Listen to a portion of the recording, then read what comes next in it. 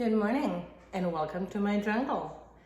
Sunday morning is plant care day, so I take all the plants that are carryable and put them on my kitchen counter. And there's 3 more that are just way too big and too heavy, so I actually go to them. But I thought I'd bring you along and show you what I do. And I'm in no way an expert. As a matter of fact, up until recently, I killed everything inside that was green. But thanks to an amazing coworker, I learned a couple things, and now I've got plants that are actually happy, which is fantastic. So I'm going to turn just a little bit. All right. So I'm going to start off with this cute little guy. This was gifted to me by a friend recently here after moving to Texas. And these guys, so before I get started, the candle is not a requirement. It just makes me happy. But the things that I always have handy is a pair of scissors and a fork. And the fork you will see in a second. The scissors is probably self-explanatory. So there's a little piece here that doesn't look all that happy, so I'm going to cut it off. And the reason I do that, oh, it's got a new baby. Look at this. There's a new baby. Can you see that right in here? There. Because if you don't, the energy will try to go to the dead stuff and not to what's alive, and then the things that are alive don't get all the energy that they need. And there's actually a bunch of dead leaves underneath, so I'm going to grab those and get rid of those. All right, they probably didn't get, okay. So this feels fairly dry, and I'm gonna water this one from just like this and let it drip down. If there's a better way to water these, please feel free to let me know in the comments. Okay. And whatever I've got done, I'm going to put over here, so I know it's ready to go back. All right, I'm going to move you. Okay, you can go in there. That's okay. Go on. This little guy, my Asparagus Fern, I think that's what that is. When I had it in Seattle, nothing I did made this guy grow. And I mean, he was in the bathroom just like he's now. He struggled so much, and it was really sad, and I loved him. But he didn't like it. And now that we've moved to Texas, again, he's in the bathroom. He used to be just this little guy up here. And now he has all these shoots. And I'm wondering if I should repot him. What do you guys think? Should I repot him? Oh, he needs, okay, so now we're getting to the fork. So he also has a whole bunch of ornamental things in there. Because what plant doesn't like crystals and shells, but the dirt is really compacted, so I'm actually going to fluff this dirt up a little bit and get some air in here. And I'm sure some people can do this without making a big old mess. I'm not one of these people, and that's exactly why I do this on the counter here, because then I have easy cleanup. And I do it before I clean the kitchen. All right, so now I'm going to water this guy. And I always check the soil before watering to see if it actually needs water. Because you don't want to overwater them and cause root rot. Shell has seen better days, but they're friends, so they're gonna stay. All right, come over here. So who's next? Who's next? Okay, let's do this one. This was actually a gift to myself. We had gotten this really beautiful entrance table that we had custom made by a local artisan. And if you look at my Instagram stories, you can see that post. The table is amazing. But it was in the entrance and it looked really, really sad by itself. So I needed a pop of color, and I found this little guy. Who's wrapping the roots around now, and it's fairly dry. So I'm going to keep it in its plastic container because I don't want the dirt to go flying. And orchids, my stepmom taught me, this is why I now don't kill orchids anymore, is to water them, let the water saturate and run through, but actually run out. See how, I don't know if you can see that. So I wait till almost everything is out before I put it back in its pot. And since I've been doing that, I stopped killing orchids. All right, you go in here, and now you gotta go over there.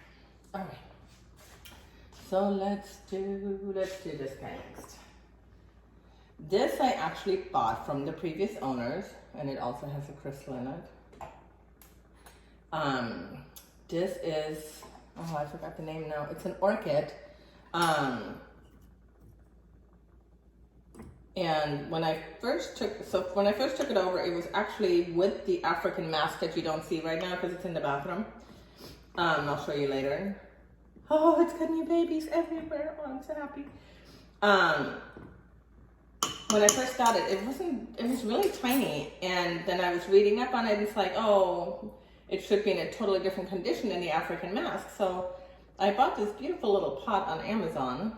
And I don't know where I'm cleaning my hands. And put it in its own little pot. And since I've done that, it not only has thrived, but, okay, I'm gonna see if I can show you this.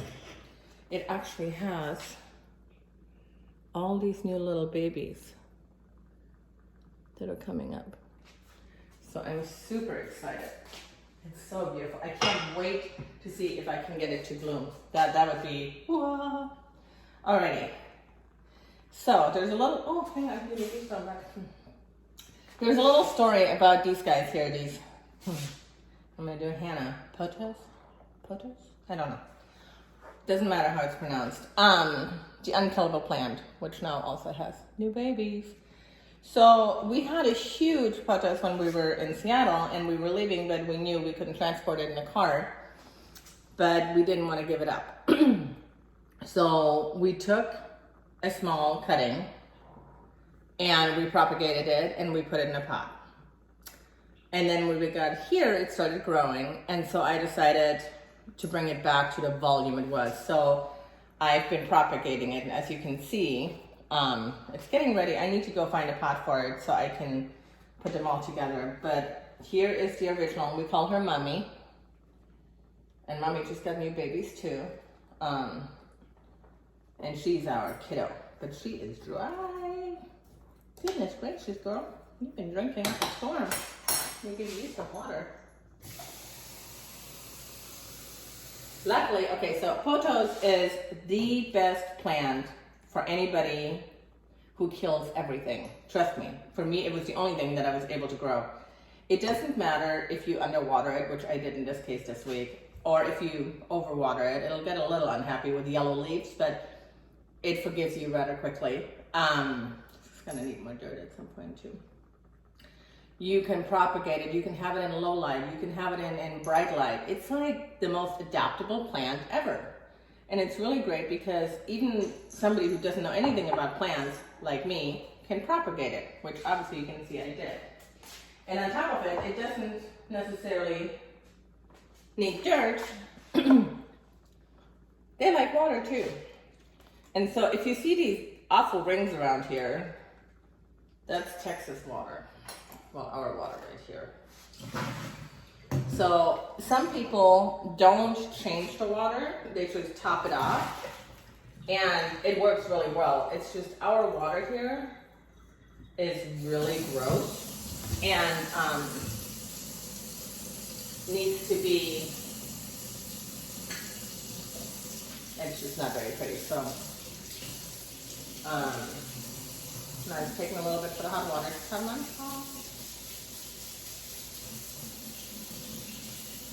But while I wait for this, take a look at this root system here. I mean, this is definitely ready to go into a pot, but it's also going to stay really happy if I keep it in water. So, okay.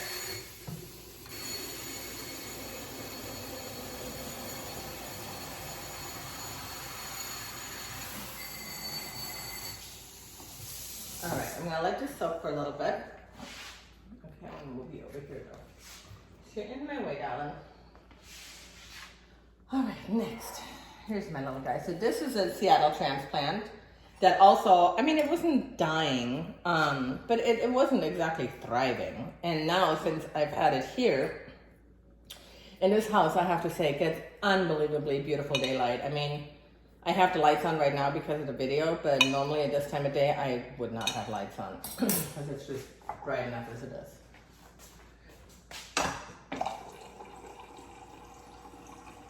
So if you're wondering, I'm coming over to the refrigerator to get the water because if I turn this back to cold, it's gonna take me a minute to get it back to hot.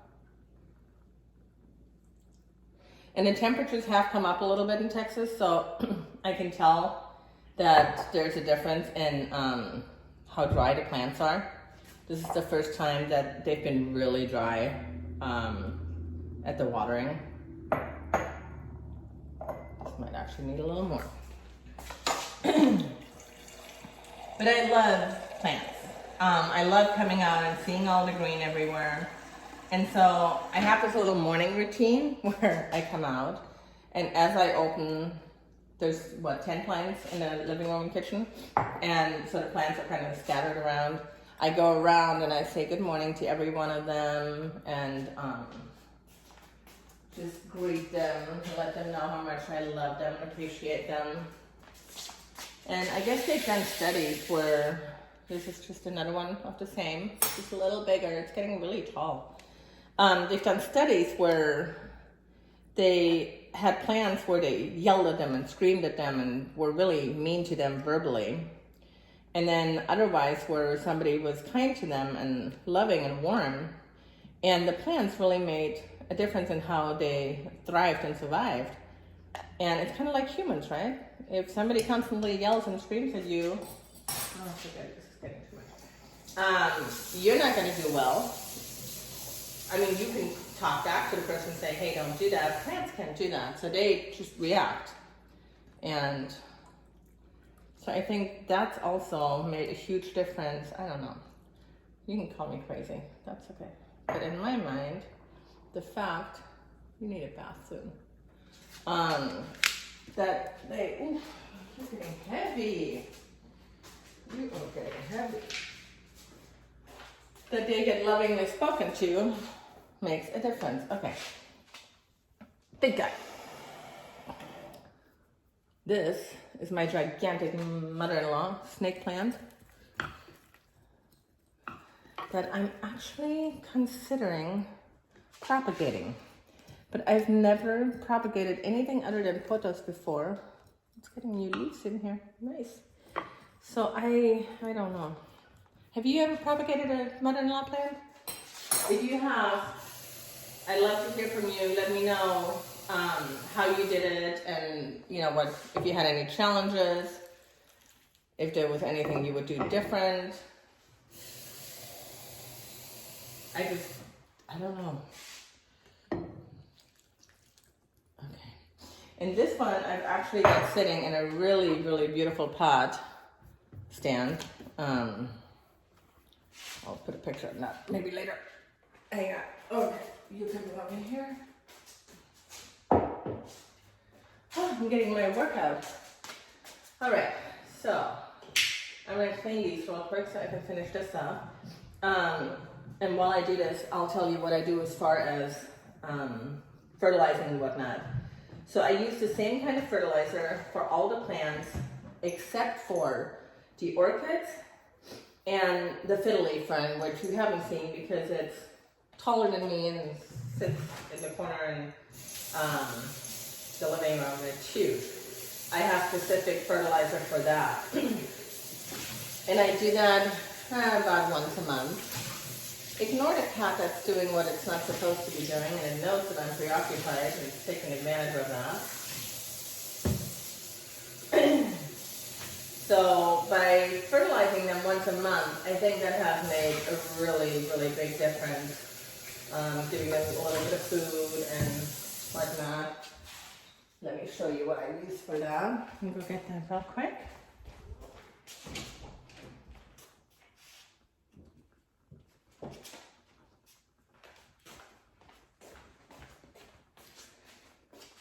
So this is what I use for my Fertilizing Fern.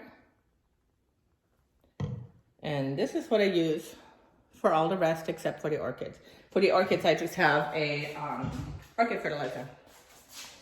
Alrighty, we're gonna dry you off. Dry you off. No need to dry the inside, you're getting water.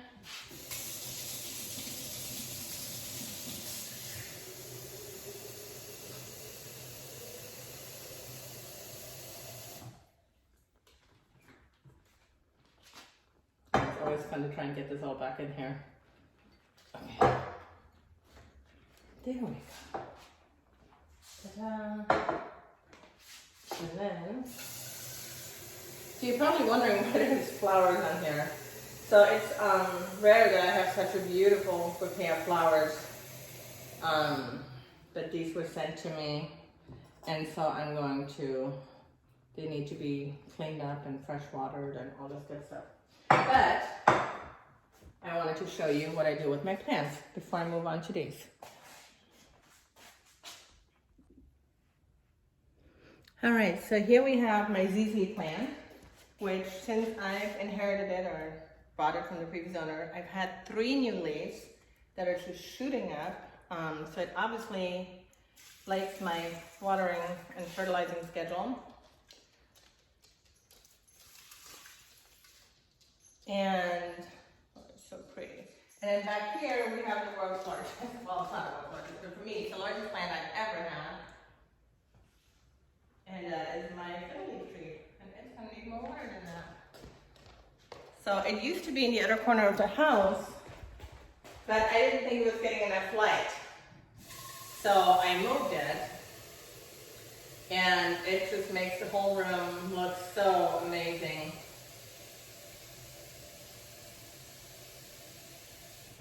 Especially because we have incredibly high ceilings, and so when you come in, it draws your eye up and just gives it a nice anchoring. You're a thirsty guy. Alrighty, so now we're going to move on to the bathroom. So as you can see, our orchid lives right here, and then over there in the corners our Asparagus Fern. And then this right here is my African mouse, which I'm going to turn a little bit. That is the one I'm struggling with. I've already lost 2 leaves, and now the last one is having brown spots. So, I don't know. I have a sneaking suspicion that I'm going to lose this one because it just is not happy. So again, if somebody has any ideas on how to bring back to life an African mouse that's been struggling, please feel free. All right, so now you can see where the jewel orchid lives. And then there is that. And here is the African mouse. Let me get a close-up of that leaf so you know what I'm talking about. And see, there's actually, I think, no. Okay, so if anybody knows how to bring this African mouse back to glory, please leave me comments below.